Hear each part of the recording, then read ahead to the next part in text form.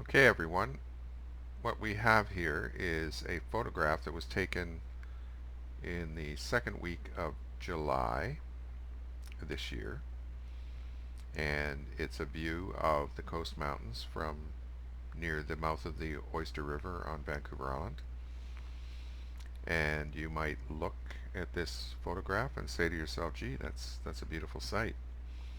But in fact, it's a tragic sight. It's a catastrophic sight because I can report that 52 years ago I was in this approximately the same location very often. This is the summer of 1973, and I had just moved, my family had just moved from Kingston, Ontario to Comox, British Columbia, and we were raring to go fishing. And if you had been in this exact location 52 years ago in the second week of July, you would have seen thousands of boats. The ocean would not have been empty like it is in this shot. And the reason there are no boats is because there are almost no salmon. The populations of salmon in the Strait of Georgia, mainly two species, Springs and Coho, have collapsed catastrophically.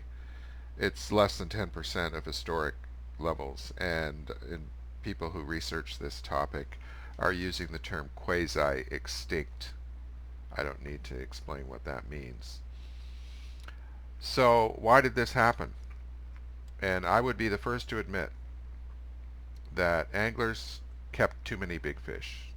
There's no argument about that. We should have thrown back. If we could do it all over again, the wise thing to do would have been to release most of the big fish, because size is a proxy for health. Big fish obviously are good at getting food. They can put on weight successfully, and they will, in all likelihood, dominate the spawning grounds. And I'm not saying they have superior genes. Well, I am saying they have superior genes. So we should have thrown back the big fish, mostly, and kept the little ones. And accept the fact that we can't take what we want without limits. Uh, Another thing we should have done is not cause such damage to the habitat, the spawning habitat, the little streams and lakes and rivers where these fish needed to spawn, and a lot of those watersheds were ruined by logging. I'll admit that too. But the trump card is water temperature and possibly acidification. So it's been proven without any question that salmon need cold water. Historically, they thrived in cold water. They found the food that they were looking for in cooler water. They put on weight faster in cooler water. So they would show up near the spawning beds in peak condition. Well, that has been interfered with on a colossal scale. The water is a lot warmer now in the Pacific, and even in the Strait of Georgia.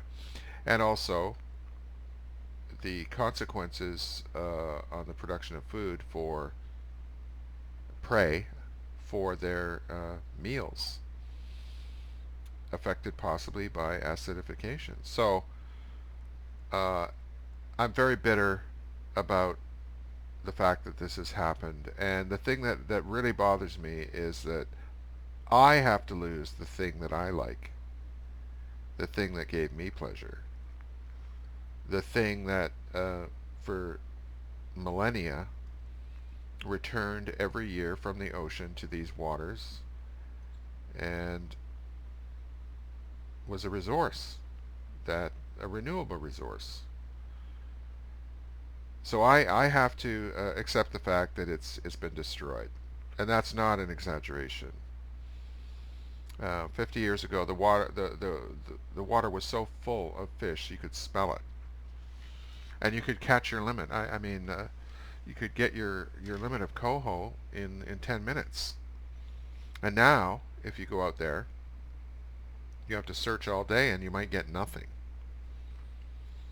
And it's been this way now for in many cases, 25, 30 years. People started to realize that we've got a problem, and it's not going away. All it does is get worse every year.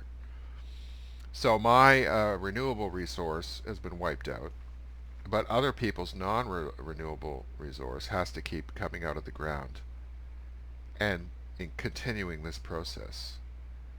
And I don't know what philosophy would justify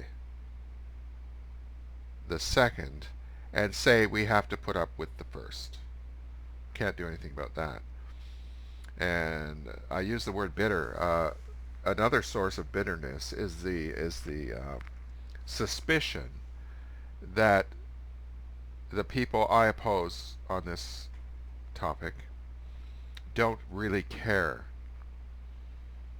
what happens to the natural world.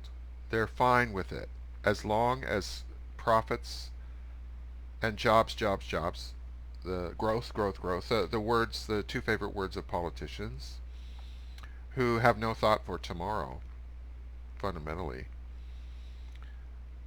So I'll leave it there, and I regret very much the fact that a thing that I love to do.